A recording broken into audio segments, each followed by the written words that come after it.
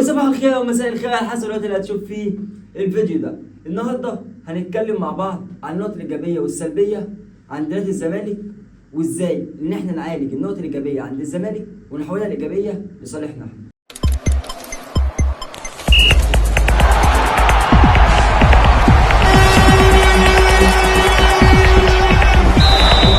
طب اولا كده، الزمالك بيلعب ازاي او ايه خطه لعبه في حاله ان هو معاه الكوره او في حاله ان هو خسران الكوره؟ في حاله ان هو معاه الكوره بيلعب 3 2 4 1، في حاله ان هو خسران الكوره بيلعب 4 3 3. ازاي طيب؟ الاربعه خط الظهر مين؟ حمزه المسلوسي مثلا وعبد المجيد وعبد الغني وفتوح. في حاله ان انت معاك الكوره الزمالك، فتوح بيتخلى عن مكانه اللي هو الباك الشمال وبينزل نص ملعب تاني مع رؤى، والثلاثه اللي فاضلين في دفاع الزمالك بيفتحوا الملعب، وفتوح بيطلع تاني نص ملعب عشان يطلع بالكوره، وهو الوحيد اللي بيطلع الزمالك بالكوره فتوح. في حاله ان هم خسرانين الكوره وبيدافعوا بينزل احمد فتوح باك شمال تاني، وبيلعبوا بالاربعه الدفاع زي ما هم، وبينزل زيزو مع رؤى في نص الملعب. وهنتكلم النهارده في اول نقطه ايجابيه عند نادي الزمالك وازاي نعالجها. واول حاجه هي الكور الثابته. هو حرفيا الزمالك مميز جدا في الكور الثابته، واللي هيخليه مميز اكتر ان انت نقطه ضعفك الكور الثابته. طب احنا نعالجها ازاي طب يا محمد، ولا هنعالجها ازاي طيب؟ هقول لك، ادي تعليمات للاعيبه لعيبه نص الملعب بتاعتك ما تعملش فاولات على حدود 18 كتير. من بعد نص ملعبك حاول على قد ما تقدر تقلل الفاولات، لان هم عندهم زيزو مميز جدا في التسديد على حدود 18، ولو الكره متطرفه يمين شويه ولا شمال شويه بعيده بيعرف يحطها جوه ال 18 كويسه قوي. وهم عندهم حسام عبد المجيد وسيف الدين الجزيري وابراهيم نضاي كويسين قوي في اللعب بالراس. فانت كده اول نقطه انت تبقى مدي تعليمات للاعيبتك ما تعملش فاولات كتير حوالين ال 18، وعلى قد ما تقدر تستخلص الكوره من غير اي فاول. وتاني نقطه عندهم التسديد من خارج ال 18. يعني ايه التسديد من خارج ال 18؟ يعني هم باذن الله هم مش عارفين يجيبوا فيه الجون من اللعب المفتوح، فهتلاقيهم على طول زيزو هيلاقي نفسه كوره مفتوحه له من بره ال 18 او في زاويه مفتوحه له هيسدد. وهنا زيزو خطير جدا في التسديد من خارج ال 18. فانت تبقى مدي تعليمات مثلا لمروان عطيه او اليو ديانج يبقى ملازم زيزو على طول في الحاله الدفاعيه، يبقى في لاعب ملازم زيزو على طول في ظهره خنقه، ما يخلوش ياخد راحته ويتمطع ويشوط ولا كل الكلام ده. يعني انت تبقى في لاعب مراقب زيزو على طول في حاله ان انت بتدافع وخلصان الكوره والزمالك جاي عليك، يبقى في لاعب مراقب زيزو على طول. زيزو هيستلم ابقى انا في ظهره، ما خلوش ياخد راحته بالكوره، وباذن الله هتفقد 50% من خطوط الزمالك. النقطه الثالثه فخ لعيبه الزمالك بتعمله ان هو الباك او الجناح عندهم بيشد الملعب على الاخر عشان يسحب معاه الباك بتاع الخصم اللي هو مثلا يبقى علي معدول او محمد هاني، ويفضي مساحه ما بين الباك والسيرد باك. فهنا انت تعالجها ازاي؟ ان انت تبقى مدي تعليمات للباك بتاعك ما تسرحش ورا اللاعب اللي هيبقى شد الملعب على الاخر ده، او لو انت مش عايز اي خطوره منه تنزل معاه الوينج بتاعك يبقى ملازمه. يعني ايه؟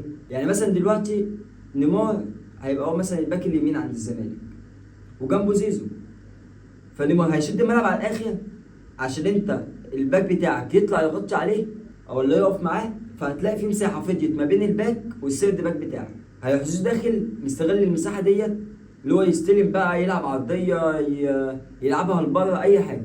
فانت تبقى مدي تعليمات للباك بتاعك لا ما تطلعش، وفي لاعب من نص الملعب مثلا هينزل معاك في الحته الكوره مثلا ناحيه اليمين، هينزل مثلا ديانج يغطي معاك في الحته ديت، او هينزل بيستاو يغطي معاك في الحته ديت. يبقى انت كده عليك ثالث مشكله، اللعب في ظهر احمد فتوح. احمد فتوح على طول بيبقى سرحان قدام، يعني هو الزمالك بيلعب 3 2 4 1. في حاله اللي هم معاهم الكوره احمد فتوح بيطلع من الباك الشمال بيبقى تاني نص ملعب مع رؤى، ويبتدي هو يطلع الزمالك بالكوره. فانت تعمل ايه؟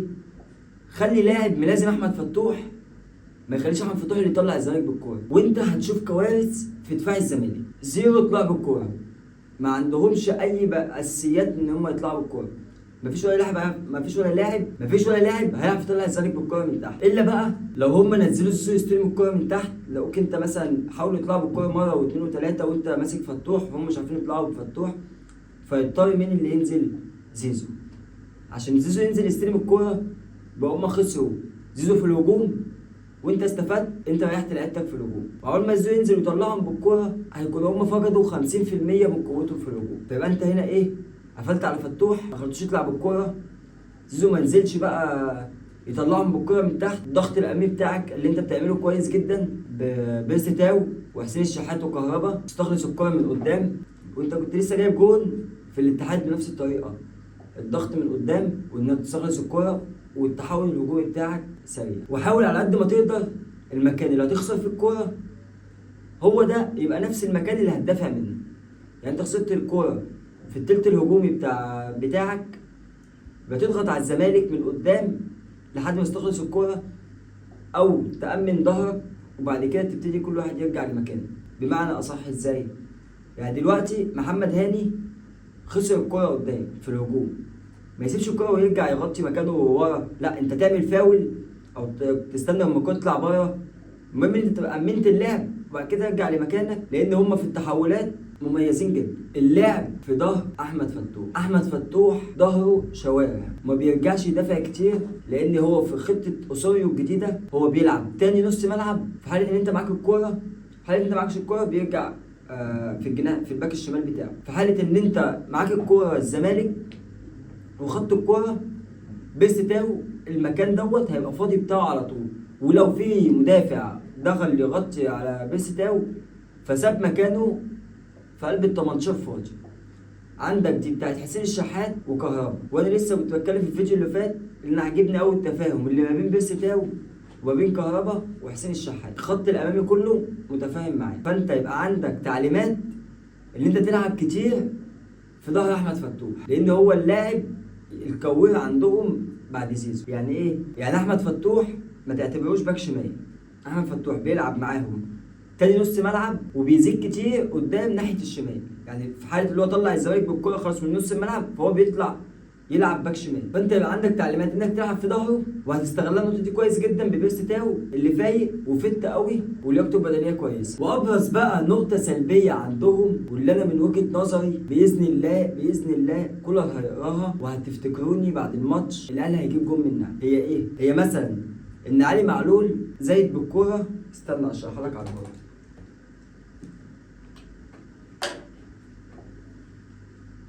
ده علي معلول والكرة مثلا هنا في نص الملعب، هيطلع يقابله الباك الشمال، الباك اليمين بتاع الزمالك. فانت هتعمل هنا زياده لعلي معلول عشان ياخد الكرة في ظهر ايه؟ الباك. فالكرة توصل علي معلول هنا وهيخش عليه مدافع. علي معلول ما يفكرش يعمل عرضيه خالص. انت دايما هتلاقي لاعب من نص الملعب هنا فاضي. الاثنين بتوع الزمالك بتوع نص الملعب دول ما بيغطوش منطقه ال 18، يعني مثلا مش بينزل واحد منهم هنا يغطي اللاعب، لا انت هتلاقي الاثنين دايما واقفين هنا كده واللاعب دوت على خط 18 فاضي. فانت حاول على قد ما تقدر تخليه لاعب هنا مميز في التسديد.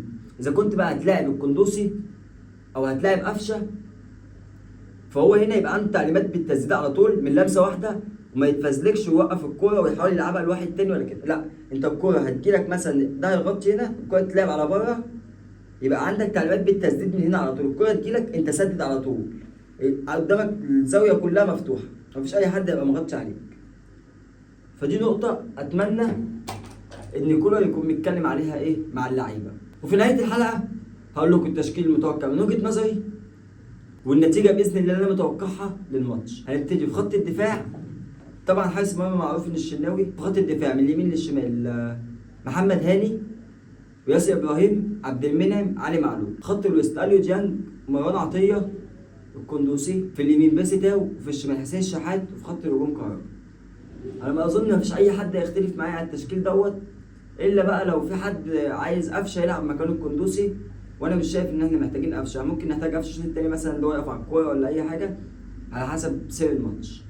بس انا شايف ان القندوسي يلعب نص ملعب تالت افيد من قفشه بكتير في الالتحامات وفي الطلوع بالكوره، قوي جدا واحسن من قفشه. وفي الاخر برضو اللي كولر هيبقى شايف صح هو اللي هيحصل. بالنسبه بقى لنتيجه الماتش فانا بقول باذن الله الاهلي هيكسب يا 2-0 يا 3-1. دي من وجهه نظري، يا 2-0 ل 3-1. وبس كده. لو وصلت على الحته دي في الفيديو ما تنساش تدعمنا بلايك وتشترك في القناه وتفعل زر الجرس واستنى الحلقات الجديده. سلام.